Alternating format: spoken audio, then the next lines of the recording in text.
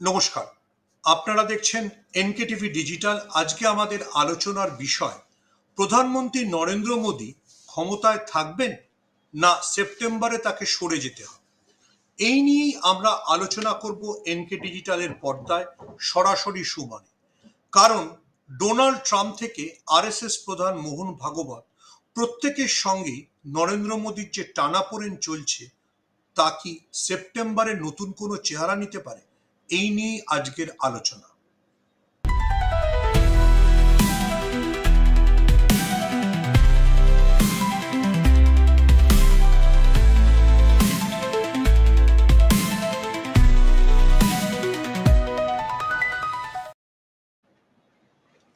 নমস্কার, চলে এলাম এনকে ডিজিটালের প্রোগ্রাম সরাসরি সুমনে। আজকে আমরা কেন আলোচনা করছি যে নরেন্দ্র মোদী টিকবেন না সেপ্টেম্বরের পর তাকে গদি ছেড়ে দিতে হবে। কারণ যেভাবে একের পর এক ঘটনা ঘটছে তা সকলকে গভীর সন্দিহান করে তুলেছে। দেখুন, নরেন্দ্র মোদীর সামনে এখন তিনটি সমস্যা। প্রথম সমস্যা, মানে আমি ওনার পার্সপেক্টিভে, নরেন্দ্র মোদীর পার্সপেক্টিভে বিচার করার চেষ্টা করছি। প্রথম সমস্যা ডোনাল্ড ট্রাম্প। যে ডোনাল্ড ট্রাম্পকে নরেন্দ্র মোদী একসময় নিজের বন্ধু বলেছিলেন, যার জন্য তিনি আমেরিকায় গিয়ে প্রচারে বলেছিলেন আপকি বা ট্রাম্প সরকার, যার জন্য তিনি করোনার নিষেধাজ্ঞাকে এড়ানোর জন্য গুজরাটে ডোনাল্ড ট্রাম্পকে নিয়ে গিয়ে বিশেষ অনুষ্ঠান করেছিলেন যাতে আমেরিকায় প্রবাসী গুজরাটিরা ডোনাল্ড ট্রাম্পকে ভোট দেয়। সেই ডোনাল্ড ট্রাম্প অপারেশন সিন্দুরের পর থেকে নরেন্দ্র মোদীকে যতটা অপমান বা হেনস্থা করেছেন তা সাম্প্রতিককালে ভারতবর্ষের কোনো রাজনীতিকও করতে পারেন। বিরোধী রাজনীতিকদের কথা আমি ছেড়েই দিচ্ছি। ডোনাল্ড ট্রাম্প নরেন্দ্র মোদীকে বলেছেন যে আমরা পাকিস্তানের সঙ্গে ডিল করে নিয়েছি, এরপর তোমরা পাকিস্তান থেকে তেল কিনো। এতটা নরেন্দ্র মোদীকে অপমান সাম্প্রতিককালে, again I repeat, কোনো আন্তর্জাতিক রাষ্ট্রনায়ক করেননি। বা আরো নির্দিষ্ট করে বলতে গেলে যে ভারতবর্ষকে এত হেনস্থা ডোনাল্ড ট্রাম্প ছাড়া কেউ করেনি। এরপরে ডোনাল্ড ট্রাম্প যে 50% শুল্ক চাপিয়েছেন তা ভারতবর্ষের অর্থনীতিকে কতটা ধাক্কা দেবে, ভারতবর্ষের অর্থনীতি কিভাবে নিজের মতো করে চলার পথ খুঁজে নেবে, সেটাও নরেন্দ্র মোদীর কাছে চ্যালেঞ্জ, সেটা আলাদা প্রশ্ন। কিন্তু ডোনাল্ড ট্রাম্পের এই ক্রমাগত অপমান, এবং ডোনাল্ড ট্রাম্প যেহেতু আমেরিকার রাষ্ট্রপতি এবং আমেরিকার আরো নির্দিষ্ট করে বলতে গেলে নিউ ইয়র্কের আদালতে যেহেতু আদানিদের বিরুদ্ধে মামলা চলছে, সেই মামলাকে ডোনাল্ড ট্রাম্প যদি দুম করে তৎপর করে দেন তাহলে আদানিদের কি হবে সেই নিয়েও নরেন্দ্র মোদী চিন্তায়। দেখুন, সত্যি কথা সত্যিভাবে বলে ফেলা যায়। পশ্চিমবঙ্গের বিজেপি নেতারা যতই লাফালাফি করুন, শুভেন্দু অধিকারী বা পশ্চিমবঙ্গের বিজেপির রাজ্য সভাপতির সাথে মাসে একবার মমতা বন্দ্যোপাধ্যায় বা নরেন্দ্র মোদীর কথা হয় কিনা সন্দেহ। মমতা বন্দ্যোপাধ্যায় রাজ্যের মুখ্যমন্ত্রী, নরেন্দ্র মোদী দেশের প্রধানমন্ত্রী। মমতা বন্দ্যোপাধ্যায়ের সাথে তবু বিধানসভায় দেখা হয়ে গেলে শুভেন্দু অধিকারীর কথা হয়, কিন্তু নরেন্দ্র মোদী কি প্রতি মাসে একবার শুভেন্দু অধিকারীকে ফোন করেন? কিন্তু গৌতম আদানির সঙ্গে নরেন্দ্র মোদীর প্রতিদিন কথা হয়। দুর্জনেরা বলে বা বিরোধীরা বলে যে গৌতম আদানির মধ্যে বিজেপির, বর্তমান বিজেপির শাসক গোষ্ঠীর বা নরেন্দ্র মোদীর প্রাণভোমরা লুকিয়ে আছে। তাহলে সেই আদানি বিপন্ন যাতে না হন সেটার জন্য তো নরেন্দ্র মোদীকে সচেষ্ট থাকতেই হবে। আমি আপনাদের মনে করিয়ে দিই, আদানির যখন মামলা প্রথম শুরু হলো, আদানির বিরুদ্ধে যখন আমেরিকায় হইচই শুরু হলো, তখন রাজ্য বিজেপির নেতারা বলেছিলেন যে ডোনাল্ড ট্রাম্প আসা মাত্র সেই মামলা থেমে যাবে। সত্যি তাই হয়েছিল, আমরা তাই দেখেছিলাম। কিন্তু এবার যদি ডোনাল্ড ট্রাম্প আদানির বিরুদ্ধে সেই ঘুষ দেওয়ার, তছরূপের, মানি লন্ডারিং এর মামলা শুরু করেন, তাহলে আদানি কোথায় পালাবেন আর নরেন্দ্র মোদী বা কিভাবে নিজেকে বাঁচাবেন? ফলে ডোনাল্ড ট্রাম্প প্রথম চ্যালেঞ্জ। ডোনাল্ড ট্রাম্প নরেন্দ্র মোদীকে এতটাই চাপে ফেলে দিয়েছেন যে নরেন্দ্র মোদীকে এখন বিকল্পের জন্য রাশিয়ার সাথে বন্ধুত্ব করতে হচ্ছে। এ মাসের শেষে তিনি চীনে যাবেন। তিনি পশ্চিমবঙ্গে 22শে আগস্ট আসছেন, এটা গুরুত্বপূর্ণ বিষয় নয় যে নরেন্দ্র মোদীকে গালওয়ান সংঘর্ষের পর চীনে গিয়ে শি জিনপিং এর সঙ্গে সমঝোতা করতে হচ্ছে, কারণ ডোনাল্ড ট্রাম্প কি করবেন কেউ জানে না। তাহলে ডোনাল্ড ট্রাম্প হচ্ছে নরেন্দ্র মোদীর কাছে প্রথম বড় চ্যালেঞ্জ। দ্বিতীয় বড় চ্যালেঞ্জ হচ্ছে আরএসএস প্রধান মোহন ভাগবত। মোহন ভাগবত ঠারে ঠোরে বিভিন্ন কিছু দিয়ে বুঝিয়ে দিয়েছেন যে তিনি ৭৫-এর পরে নরেন্দ্র মোদীকে আর প্রধানমন্ত্রী দেখতে চান না। আচ্ছা, একসময় মোহন ভাগবতদের এই তত্ত্বকে মেনে নরেন্দ্র মোদী, লালকৃষ্ণ আডবাণী, মুরলী মনোহর যোশীর মতো বিজেপির হেভিওয়েট নেতাদের বাড়ি পাঠিয়ে দিয়েছিলেন, যাকে সম্মানীয়ভাবে বলা হয়েছিল মার্গদর্শক মণ্ডলী। তাহলে ৭৫ পেরোনোর পর কেন নরেন্দ্র মোদী মার্গদর্শক মণ্ডলীতে যাবেন না বা হিমালয়তে গিয়ে ধ্যানে বসবেন না, সে প্রশ্ন তো প্রাসঙ্গিক। এবার নরেন্দ্র মোদীর ভক্ত অমিত শাহ বা দেবেন্দ্র ফডনবিসরা বলছেন যে নরেন্দ্র মোদী যতদিন চাইবেন তিনি প্রধানমন্ত্রী থাকবেন, ২০২৯ পর্যন্ত তো বটেই। খুব ভালো কথা। তো অমিত শাহ, দেবেন্দ্র ফডনবিসের কথা কি আরএসএস শুনছে? যদি শুনতো তাহলে তো এতদিনে জেপি নাড্ডার জায়গায় নতুন সর্বভারতীয় সভাপতি বেছে নেওয়ার অধিকার বিজেপি পেয়ে যেত। আরএসএস সেটাতে সম্মতি হয়নি। আরএসএস সম্মত হচ্ছে না বলেই তো বিজেপির নতুন সর্বভারতীয় সভাপতি ঠিক হচ্ছে না। ঠিক হচ্ছে না আন্ডারস্টেটমেন্ট বললাম, আসল বিপদটা অন্য জায়গায়। আরএসএস প্রধান মোহন ভাগবত চান তাদের পুরনো লোক সঞ্জয় যোশী বিজেপির সর্বভারতীয় সভাপতি হোক। এবার আমরা যারা কোনোদিন দিল্লিতে রাজনীতি করেছি বা যারা বিজেপির অন্দরমহলের খবর রাখে, তারা সবাই জানে যে সঞ্জয় যোশীর সাথে নরেন্দ্র মোদী বা অমিত শাহের সম্পর্ক কতটা মধুর। সঞ্জয় যোশীকে বিজেপির রাজনীতিতে বলা হতো গোবিন্দাচারিয়ার উত্তরসূরি। দক্ষ সংগঠক, দুর্দান্ত বাগ্মী, হাতের তালুর মতো সব রাজ্য, সব জেলাকে চেনেন, তিনি একা সবকিছুকে ঘুরিয়ে দিতে পারতেন। এই সঞ্জয় যোশীকে সেক্স স্ক্যান্ডালে জড়িয়ে আরএসএস এবং দলের থেকে দূরে পাঠিয়ে দেওয়া। তার সঙ্গে এক মহিলার ঘনিষ্ঠ মুহূর্তের ভিডিও ফাঁস হয় বলে শোনা যায়। সঞ্জয় যোশীর ঘনিষ্ঠরা মনে করেন এই ভিডিও ফাঁস করার পিছনে অমিত শাহ, নরেন্দ্র মোদীদের হাত ছিল, বিশেষ করে অমিত শাহ। সেই সময় গুজরাটের স্বরাষ্ট্রমন্ত্রী অমিত শাহ। ফলে সঞ্জয় যোশী যদি বিজেপির সর্বভারতীয় সভাপতি হন, তাহলে অমিত শাহর কি পরিণতি হতে পারে আর অমিত শাহর মানসপুত্র শুভেন্দু অধিকারীর কি হতে পারে, সেটা আগেই ভেবে নেওয়া যেতে পারে। দেখুন, আরএসএস ইতিমধ্যেই শুভেন্দু অধিকারীর কোনো কথাকে না শুনে শ্রমিক ভট্টাচার্যকে বিজেপির রাজ্য সভাপতি করেছে, এবং যে শ্রমিক ভট্টাচার্য শুভেন্দুর কথা অনুযায়ী নবান্ন অভিযানে যাননি। কারণ শ্রমিক ভট্টাচার্য বোঝেন যদি অভয়ার বাবা মা সিবিআই এর বিরুদ্ধে কথা বলেন, তাহলে কার্যত সেটা প্রধানমন্ত্রীর দফতরের বিরুদ্ধে কথা বলা হয়ে যায়। শ্রমিক ভট্টাচার্য আরএসএস এর পুরনো নেতা, আরএসএস যাকে বিশ্বাসভাজন মনে করে, তিনি জানেন যে সিবিআই এর বিরুদ্ধে বিক্ষোভ দেখানো মানে আসলে প্রধানমন্ত্রীর বিরুদ্ধে বিক্ষোভ দেখানো। তো এই সব কিছু করে যারা আপাতত পার পেয়ে গেছেন, তাদের ভবিষ্যতে কি হবে? সঞ্জয় যোশীর আমলে সঞ্জয় যোশী যে পরিমাণ করালো, তিনি তো সোজাসুজি বলে দিতে পারেন যে ভাই পথ দেখো। যারা সঞ্জয় যোশীকে চেনেন এবং যারা জানেন সঞ্জয় যোশীর দলে প্রভাব কতটা এবং সঞ্জয় যোশীর পেছনে বিজেপির কোন স্ট্রং নেতারা রয়েছেন, তারা সহজেই অনুমান করতে পারছেন যে কে ধুন্ধুমার কাণ্ড হতে পারে।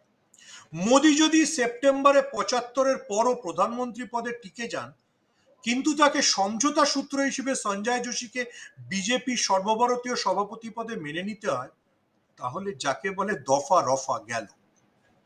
দেখুন, মাঝে মাঝেই মমতা বন্দ্যোপাধ্যায় একটা কথা বলেন, বিজেপিতে সমস্যাটা হচ্ছে অমিত শাহকে নিয়ে। তার যে দমন পীড়নের রাজনীতি, সবকিছু গ্রাস করে নেওয়ার চেষ্টা, সেটাই আসলে সমস্যা। যদি সঞ্জয় যোশী এসে যায়, তাহলে স্বরাষ্ট্রমন্ত্রী হিসেবে অমিত শাহ দাপট দেখাতে পারবেন তো? ফলে নরেন্দ্র মোদী, অমিত শাহর দ্বিতীয় চ্যালেঞ্জ আরএসএস এর থেকে। তৃতীয় চ্যালেঞ্জে আসা যাক, স্পেশাল ইন্টেনসিভ রিভিশন, অর্থাৎ ইলেকশন কমিশনকে নিয়ে বিরোধীদের যে এক কাট্টা আন্দোলন। মঙ্গলবারও অভিষেক বন্দ্যোপাধ্যায় দিল্লি রওনা হওয়ার আগে বলে গেছেন নির্বাচন কমিশনকে ঘেরাও করবেন। আপনারা দেখতে পাচ্ছেন যে নির্বাচন কমিশনের আন্দোলনে রাহুল গান্ধী আরামবাগের তৃণমূল সাংসদ মিতালি বাগকে সঙ্গে নিয়ে যাচ্ছেন, তার পাশে রয়েছেন কেরালার সিপিএম সাংসদ জন ব্রিটাস। অর্থাৎ বিরোধীরা এক কাট্টা নরেন্দ্র মোদীর নির্বাচন কমিশনের বিরুদ্ধে। এবার এখানেও চ্যালেঞ্জ রয়েছে। চ্যালেঞ্জ কেন? দেখুন, যে নির্বাচন কমিশনকে নিয়ে বিরোধীদের অভিযোগ, সেই নির্বাচন কমিশন 2024-এ যে ভোটটা করিয়েছিল, সেই ভোটেও কিন্তু এনডিএ 44% বেশি ভোট পায়নি। বিরোধীদের ভোট ছিল 55%, অর্থাৎ যারা বিজেপি বিরোধী ভারতবর্ষে তাদের পক্ষে ভোট পড়েছিল 55%। পাড়ার হিসেবে চলে যান, তাহলে সজল ঘোষ, শুভেন্দু অধিকারীদের জন্য বুঝতে সুবিধা হবে। প্রতি পাড়ায় যদি 10 জন লোক থাকে, 4 জন বিজেপির সমর্থক, 6 জন বিজেপি বিরোধী। এই 6 জন যদি রাস্তায় নেমে আন্দোলন শুরু করে, তাহলে বিজেপি পারবে তো? এমনিতে যদি আপনি ঐতিহাসিকভাবে বা রাজনৈতিকভাবে দেখেন, বিজেপি রাস্তার আন্দোলন মোকাবিলায় খুব শক্তিশালী নয়। বিজেপি সিএ এনআরসির আন্দোলনে পিছু হটে গিয়েছিল, অমিত শাহকে ব্যাকট্র্যাক করতে হয়েছিল, নরেন্দ্র মোদী এসে উল্টো কথা বলেছিলেন। কৃষক আন্দোলনের সময় দীর্ঘ 1 বছর ধরে জেদ দেখানোর পর, শিখ কৃষকদের খালিস্তানি ইত্যাদি দেশবিরোধী বলার পর নরেন্দ্র মোদীকে কৃষক বিল প্রত্যাহার করে নিতে হয়েছে। রাস্তার আন্দোলনে নরেন্দ্র মোদীরা খুব সহজ নয়। তাহলে বিরোধীরা রাহুল গান্ধী, অভিষেক ব্যানার্জি, তেজস্বী যাদব, সুপ্রিয়া সুরেরা যদি ক্রমাগত রাস্তায় থাকেন এবং নির্বাচন কমিশনের উপর চাপ দিতে থাকেন, তাহলে কি হবে? নরেন্দ্র মোদী এবং বিজেপির জন্য খারাপ উদাহরণ রয়েছে। আমাদের পূবের প্রতিবেশী দেশ বাংলাদেশে এই নির্বাচনে কারচুপি হতো, বা নির্বাচনে সবাই ভোটাধিকার প্রয়োগ করতে পারত না, বা আসলে ভোটারদের মনোভাব প্রতিফলিত হতে পারত না। এই অভিযোগ এমন গণবিক্ষোভের চেহারা নিয়েছিল, শেখ হাসিনাকে হেলিকপ্টারে দেশ ছেড়ে পালাতে হয়েছিল। তিনি ভারতে এসে বসে আছেন। এটা আলাদা প্রশ্ন, শেখ হাসিনা চলে যাওয়ার পর বাংলাদেশে মৌলবাদী শক্তিরা ক্ষমতা দখল করেছে। কিন্তু ভারতবর্ষে যদি গণবিক্ষোভ হয়, সেটাকে নরেন্দ্র মোদীরা সামলাতে পারবে? রাহুল গান্ধী, যাকে একসময় পাপ্পু বলে দেগে দিয়ে বিজেপি মহা আনন্দ পেত, তিনি এখন যা ভিডিও করছেন, তাতে কিন্তু শুধু কংগ্রেসের লোকরা, বাম, অতি বাম, বিভিন্ন মধ্যবর্তী অবস্থানে থাকা মানুষও সোশ্যাল মিডিয়ায় সেই ভিডিও শেয়ার করছেন এবং বলছেন রাহুল গান্ধী ভবিষ্যৎ। নরেন্দ্র মোদী কি করবেন? তিনি যদি জোরজারের পথে হাঁটেন, যেমন পশ্চিমবঙ্গের মুখ্য সচিবকে ডেকে পাঠানো হয়েছে, তাহলে এই 55% যদি রাস্তার আন্দোলনে চলে যায়, তাহলে কি হবে? বিহারের নির্বাচন যদি তেজস্বী যাদব বয়কট করে, তাহলে কি হবে? তেজস্বীদের কাছে বিহারের 30% ভোট রয়েছে। দেখুন, ভারতবর্ষের গণতন্ত্র হচ্ছে পার্টিসিপেটরি ডেমোক্রেসি। আম্বেদকর, নেহেরু, প্যাটেলরা ভারতবর্ষকে সেভাবে তৈরি করেছে। এবার যদি ভারতবর্ষের সমস্ত বিরোধী দলগুলি পার্লামেন্ট এবং নির্বাচনকে বয়কট শুরু করে, তাহলে নরেন্দ্র মোদীর জন্য সেটা কি খুব সুখকর হবে? মনে করিয়ে দিই, ডোনাল্ড ট্রাম্প বা আমেরিকার যা বদভ্যেস, তখন ভারতবর্ষে গণতন্ত্র নেই বলে ভারতবর্ষের উপর আরো কিছু বিধিনিষেধ ডোনাল্ড ট্রাম্প চাপিয়ে দিতে পারে। ইতিমধ্যেই ভারতবর্ষে বিরোধীদের আন্দোলন গোটা পৃথিবীর দৃষ্টি আকর্ষণ করেছে। শুধু দৃষ্টি আকর্ষণ করেনি, গোটা পৃথিবীতে এটা নিয়ে আলোচনা হচ্ছে। যদি বিরোধীরা, আবারও বলছি, যে বিরোধীদের পেছনে 55% মানুষের সমর্থন আছে, তারা যদি কোনো দাবি তোলেন, সেটাকে উপেক্ষা করা গণতন্ত্রের জন্য বড় বিপদ, এবং হয়তো বাংলাদেশের মতো পরিস্থিতি তৈরি হতে সাহায্য করা। অভিষেক বন্দ্যোপাধ্যায় থেকে রাহুল গান্ধী, শরদ পাওয়ার থেকে উদ্ধব ঠাকরে সবাই যদি রাস্তায় নেমে যান, তাহলে বিজেপি পালাবে কোথায়? এই প্রশ্নটা যতক্ষণ না কেউ বুঝতে পারছে, ততক্ষণ মুশকিল। আর মুশকিল বলেই এত সংকট। সেই সংকটকে নরেন্দ্র মোদী হ্যান্ডেল করবেন কি করে? তার ঘাড়ের উপর ডোনাল্ড ট্রাম্প রয়েছেন, মোহন ভাগবত তাকে সরিয়ে দিতে চান, তারপরে হয়েছে বিরোধীরা এক কাট্টা। তাই সেপ্টেম্বরে নরেন্দ্র মোদীর কি পরিণতি হয়, সবাই সেদিকে তাকিয়ে আছে। শেষ পর্যন্ত কি নরেন্দ্র মোদী রইল ঝোলা, চলল ভোলা বলে আবার হিমালয়ে চলে যাবে? নাকি ওটা ছিল নির্বাচনের পরে আবার ফিরে আসার আগে, মানে প্রত্যাবর্তনের আগে নাটক? এবার কি সত্যি তিনি ক্ষমতা ছাড়তে বাধ্য হবেন? আরএসএস এর সাথে তার সম্পর্কের কি হবে? সঞ্জয় যোশীকে কি তিনি মেনে নেবেন? কি হবে? ডোনাল্ড ট্রাম্প কতটা তার উপরে চাপ দেবেন? এই সব কিছু নিয়েই টানাপোড়েন। তাই আগস্টের এই দ্বিতীয় সপ্তাহ থেকে সেপ্টেম্বর পর্যন্ত ভারতবর্ষের রাজনীতি টান টান, একেবারে যাকে বলে উত্তেজনায়। শুভেন্দু অধিকারী এবং তার সাঙ্গপাঙ্গরা বুঝতে পারছেন না সমস্যাটা কতটা গভীর। আগে আদানিকে বাঁচাতে হবে, তা না হলে বিদেশে তদন্ত শুরু হলে কেঁচো খুঁড়তে সাপ না বেরিয়ে পড়ে। তারপরে বাঁচাতে হবে নিজের গদি, কারণ আরএসএস এর চ্যালেঞ্জ আছে। তার উপরে বিরোধীরা এক কাট্টা। বিরোধীদের যদি দমন পীড়ন করে, মানে অমিত শাহর পদ্ধতিতে ইডি আর সিবিআই দিয়ে চুপ করানোর চেষ্টা করা হয়, তাহলে সেটাও আন্তর্জাতিক মহলে খবর হবে। আর কে না জানে বাংলাদেশের ঘটনার পর থেকে যে পুটিনের পদ্ধতিতে বা বেলারুশের পদ্ধতিতে গণতন্ত্রকে চালিয়ে যাওয়াটা মুশকিল। অর্থাৎ শুধু নরেন্দ্র মোদী থাকবেন, আর কেউ থাকবেন না। আজ সকালে যিনি বিহারের নির্বাচনী রহস্যকে ফাঁস করেছিলেন, সেই আজিত আঞ্জুমের সঙ্গে বিখ্যাত সাংবাদিক রাজদীপ সরদেশাইয়ের একটা কথোপকথন ভিডিও দেখছিলাম। রাজদীপ বলছিলেন যে অমিত শাহ জীবনের প্রথম নির্বাচনটা, মানে যখন তিনি কলেজ ছাত্র ছিলেন, কিভাবে জিতেছিলেন। উনি যখন প্রার্থী হন, ওনার বিরুদ্ধে কংগ্রেসের ছাত্র সংগঠনের যে প্রার্থী ছিল, তিনি ছিলেন একজন ছাত্রী, মানে মহিলা। আর ক্লাসে মহিলা ভোট যথেষ্ট ছিল। অমিত শাহ বুঝে যান যে এই ভোটে উনি জিতবেন না, মহিলারা সবাই এসে এনএসইউআই এর, মানে কংগ্রেসের ছাত্র সংগঠনের ওই ছাত্রীটিকে ভোট দেবে। মোবাইলের আগের যুগ, আজকের মতো হোয়াটসঅ্যাপে ভয় দেখানো নয়। অমিত শাহ সেই আমলে কলেজের প্রত্যেক ছাত্রীর অভিভাবককে ফোন করে বলেন, কালকে কলেজে গন্ডগোল হবে, মেয়েকে পাঠাবেন না। অর্থাৎ ওনার কলেজে যদি 100% ছাত্র, মানে 100 জন ছাত্রী থাকে, পরের দিন দেখা গিয়েছিল 30 জন এসছে, 70 জন আসেনি। এইভাবে অমিত শাহ জীবনের প্রথম ছাত্র সংসদ নির্বাচনে জিতেছে।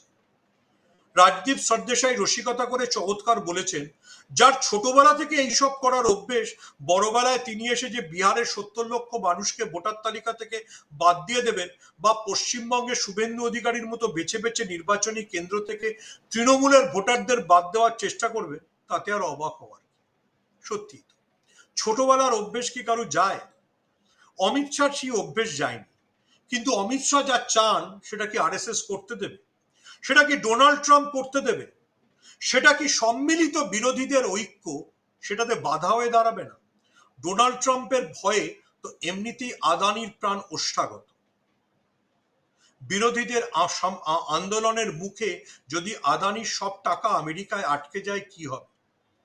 বিজেপির নির্বাচনে যিনি গৌরী সেন হন, সেই আদানি না থাকলে অমিত শাহর চার্টার্ড ফ্লাইটে উড়িয়ে নিয়ে যাওয়া আর কোটি কোটি টাকা খরচা করার কি হবে?